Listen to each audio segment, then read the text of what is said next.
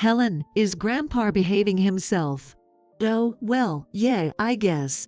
He really shouldn't be wandering around, especially after injuring his leg. It's so hard dealing with the elderly. I wish he'd just stay put and think about those of us taking care of him. That's not really fair to say. He's fine. He's been quite senile lately. I can't deal with old folks, but you're used to it, aren't you? A few days ago, my grandfather-in-law slipped in the backyard and hurt his leg. It wasn't a major injury, but he's already 82. Given his age, it's better to play it safe and have him rest in bed. My mother-in-law, Barbara, doesn't even try to care for him, let alone visit his room. I'm Helen Williams, 30 years old. I married my husband, Mike, 3 years ago and have been living with his family ever since. My husband used to be my boss at the company where I worked, a company founded by his grandfather. By the time I joined, 8 years ago, my father-in-law was already the CEO, while the grandfather was the chairman. However, back then, the grandfather handled most of the company's core operations. Then, 2 years ago, when he turned 80, he started delegating most of his responsibilities to my father-in-law. Grandpa, thank you for all your hard work over the years. From now on, please leave everything to my husband and take it easy. My mother-in-law said with a fake smile, and I couldn't help but feel she was being sarcastic. Grandpa might be a bit stubborn, but he's a kind-hearted man with a lot of respect from others. On the other hand, my father-in-law still acts somewhat like a spoiled child. He hardly voices his opinions, and compared to his father, he's nowhere near as reliable. Plus, he tends to follow whatever his wife says. I never met my grandmother-in-law as she had passed away before I joined the family. My husband and I started dating when we worked on the same project team 3 years after I joined the company. He was a team leader and, although a bit bossy at times, he seemed very dependable to me. Having lost my dad early on and being raised by a single mom, maybe that made him seem even more so. My mom passed away due to an illness 2 years ago.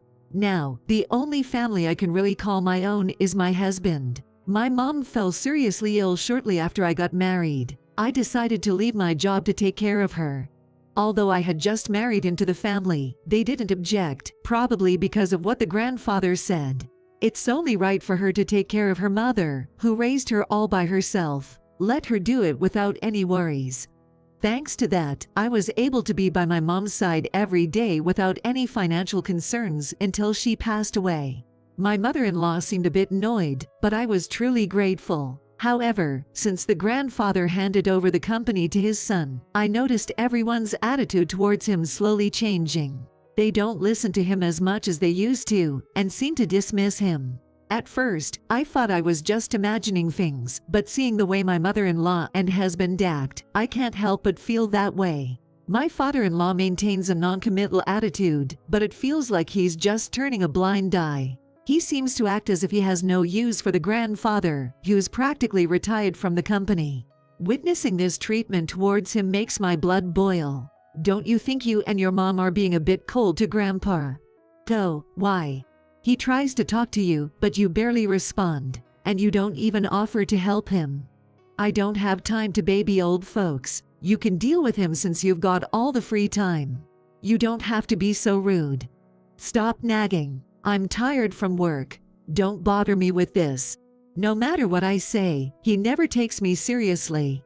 Grandpa doesn't seem to have much to say to such family members. Nowadays, I'm pretty much the only one who talks to him within the house. Grandpa, the weather's great today.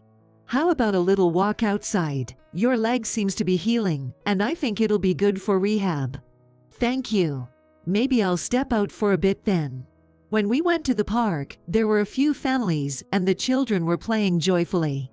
Grandpa watched the scene with squinted eyes. I remember when John and Mike were that age.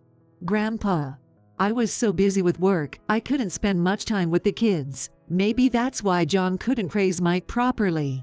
He looked a bit lonely as he muttered this to himself. John is my father-in-law, and Mike is my husband. I kept wondering how we could all be kinder to Grandpa. But no solutions came to mind. Soon after, my parents-in-laws mentioned the idea of building a new house for him.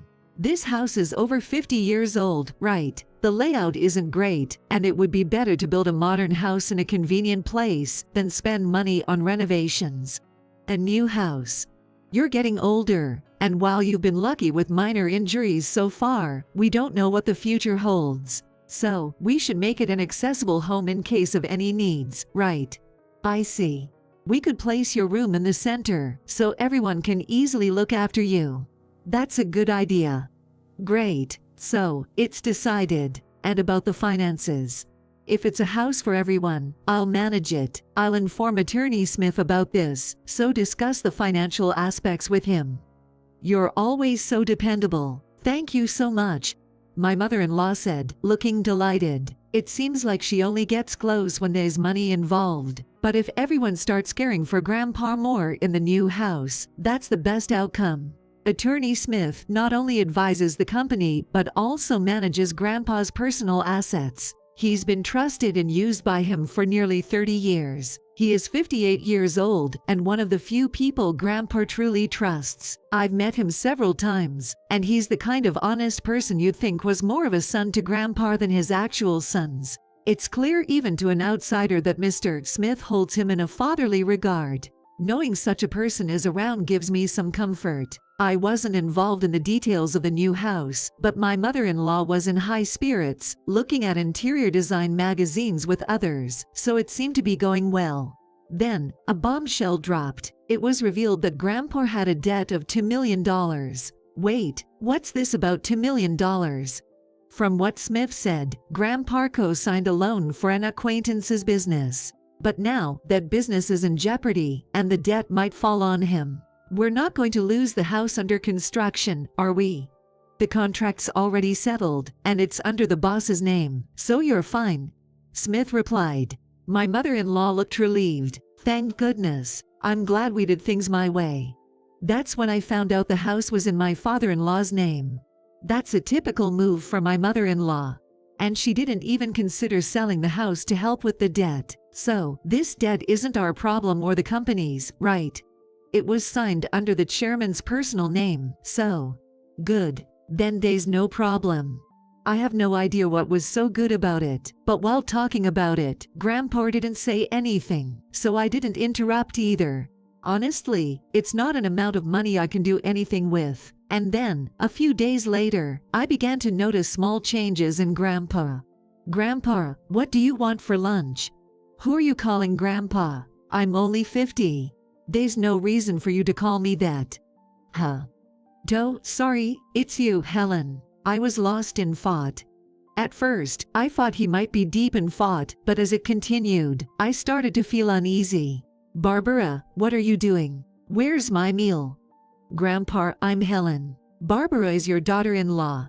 And you already ate your meal. I didn't eat anything. Are you trying to starve me? Could it be that the $2 million debt is the reason why Grandpa became like this? Seeing no family member trying to help him must have been a double shock. What can I do to help him? I tried to take him to the hospital, but he refused. He might not want to admit that he might have dementia. I don't want to force him, but there's little I can do on my own. When I talked to my husband, he acted as if it was none of his business. And I don't think I can rely on my mother-in-law. So, I thought maybe my father-in-law could help. Oh, I've heard about it from Barbara and Mike. Is he losing his mind? Would you go to the hospital with me? But he's not that bad yet, right? If we go to the hospital, everyone will know. I can't let people know that my father might have dementia. There are good medications now that can slow the progression. Well, there's no rush. Let's just wait and see. We have you here, it'll be fine, right? I can't believe how unreliable these people are. I can't depend on them anymore. Grandpa, let's go to the hospital. Let's get you checked out properly. Who are you? Where are you trying to take me? You're up to something.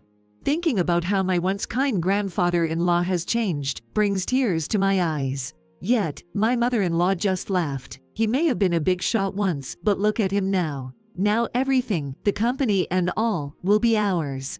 Hey, Grandpa still understands. He's listening. He'll forget everything soon. Wandering around, becoming incontinent. Just thinking about it gives me the chills. He's nothing but a burden now. How can you say that? Grandpa has worked hard for the family all his life. I'm torn between anger and sadness at my mother-in-law's words, but Grandpa is just laughing. See, this old man doesn't get anything. Barbara. I get irritated when she laughs like that. However, our new home will be ready soon. Maybe things will change once we move there. Considering the house was built by Grandpa, I held on to the faint hope that the in-laws would at least show some appreciation and be kind to him. 2 months later, the house was finally finished. For days on end, I've been made to pack up both my in-laws' and husband's stuff, while barely any of my own or Grandpa's belongings have been touched. Every time I try to pack my stuff, my in-laws and husband keep giving me chores to do, making it impossible to get anything done. That said, I thought it wouldn't be the end of the world since we're not getting rid of this old house. We can always move smaller items later. Then, on moving day, after most of the stuff was moved out, as I was about to call Grandpa, my husband said over my shoulder, "You and Grandpa are good to stay." Excuse me. You can continue to live in this house. We don't need any unnecessary baggage in our new place. In other words, you and Grandpa will keep living here. I'm giving you all the old man's debts too. Well, I guess you can serve as a housemaid or something. Hey, let's go now. Yeah, I'm coming. So, take care of the debt repayment and looking after Grandpa. With that, my mother-in-law and the others cheerfully got into their car and drove off. I stood there, dumbfounded. I couldn't immediately process what just happened. Was I just abandoned? And it's not just me, but my grandfather-in-law too. It meant that only they would live in the new house. I couldn't believe that people could be this cruel. It took me some time to wrap my head around it. How would I explain this to Grandpa? I slowly walked back to the inner room. I have no qualms about taking care of Grandpa. I was prepared to do so from the start. As I approached him from behind and was about to speak, he turned around as if sensing my presence. Have they left? The look on his face was completely different from the absent-minded expression he had earlier. It was like he was a different person. I thought maybe he was showing some other symptom. But the next moment, he smiled. I was completely taken aback by what he said next. As I was talking to him, Smith came in. "Chairman, have you finished cleaning up?" "Yes, it's all done. Let's go, shall we?" Where are we going?" "Of course, to our new place." Still confused, I left the house I had lived in, following my grandfather-in-law. The next month, I was bombarded with phone calls from my mother-in-law and husband. Grandpa said we wouldn't talk to them anymore, but considering there's the matter of divorce, I decided to answer my husband's call. "Hey Helen, is Grandpa with you?" "I went to his old house and it's up for sale now. That house isn't worth $2 million, so there's no way he could have settled his debts. Is that why he did what he did?" "What did he do?" "Bring out Grandpa. Dad's been saying he can't get a hold of him. That sly old man did something unthinkable." I knew the truth but wanted to hear what my husband would say. Grandpa sold his company's shares to the vice president. Thanks to that, the vice president became the majority shareholder, and they held a shareholders meeting and board meeting. They've removed my dad from his position as CEO. But the vice president is well respected. Maybe Grandpa thought he was a better fit to take over the company. The vice president must have conned the old man into selling his shares. This shouldn't be allowed. You might be mistaken. Grandpa's mind is sharp as ever, even sharper than before. What?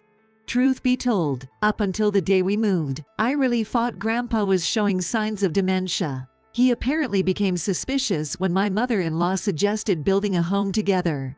So, he devised a plan. He pretended to be senile to see how my in-laws and husband would react. And sure enough, they all revealed their true colors. In the end, they left me and Grandpa behind. It was exactly as I predicted. I had a hard time holding back my laughter.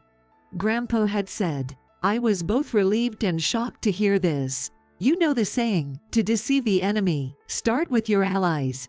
Grandpa chuckled as he said this. He was constantly updated about the company by the vice president and Smith. Once Grandpa stepped back, my father-in-law and husband went wild. They became arrogant, ignoring the opinions of their employees, and went on extravagant outings on the company's dime. Grandpa did entrust the company to my father-in-law at first, but seeing their actions, he had reservations about the future. So, he decided on this course of action. What about the $2 million debt? That's been taken care of. Indeed, Grandpa had co-signed a loan for a friend. But he also had personal assets that far exceeded that debt. After stepping back from his company, Grandpa made significant profits from real estate investments. So, there wasn't really any issue, but if he mentioned it, it was clear as day that my mother-in-law and my husband would have their eyes on it. That's why he only spoke about the debt. The friend in question is apparently the son of a man who had helped Grandpa in his younger days. Moreover, since then, that son managed to sell his rural land in Nebraska at a high price due to resort development, so he no longer had to worry about the debt. Are you serious? But more importantly, are you guys okay? We're not okay. Both my dad and I got booted from the company. What are we going to do now? Well, you also have the mortgage for the house. What? What mortgage? You didn't know. I thought Grandpa was covering all the expenses for the house. Don't you remember what Grandpa said back then? When my mother-in-law spoke about money, Grandpa had set the condition: if it's a house where everyone, including me, will live. This essentially meant he wouldn't contribute if that wasn't the case. Even if the house was under my father-in-law's name, Grandpa was willing to cover the costs, but only if they all lived together. You just assumed Grandpa would pay, without even checking the documents properly, didn't you? Your father not checking everything before signing just proves he didn't have what it takes to be a CEO. I can't believe.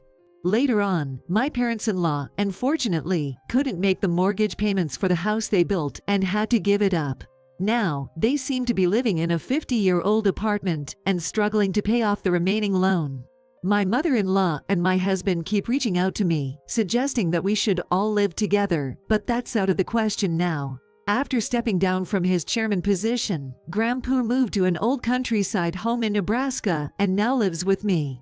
Helen, you can live wherever you like, and you don't need to worry about finances. Grandpa told me, but I chose to stay with him. If I'm not intruding, I'd like to stay with you. Grandpa had tears in his eyes when I said that. Thanks to Smith, I was able to finalize the divorce. Both my ex-father-in-law and ex-husband were excluded from the inheritance, and I was adopted by Grandpa. If anything ever happens to Grandpa, who has become a father to me, I intend to take care of him until the end. Now, we both find joy in working on our little farm together. Dad, look at this carrot. It's huge. Yo, just like your feet, Helen. Go, Dad, stop it. The sun shines down on us, and we cherish every warm moment. I hope these days last as long as possible.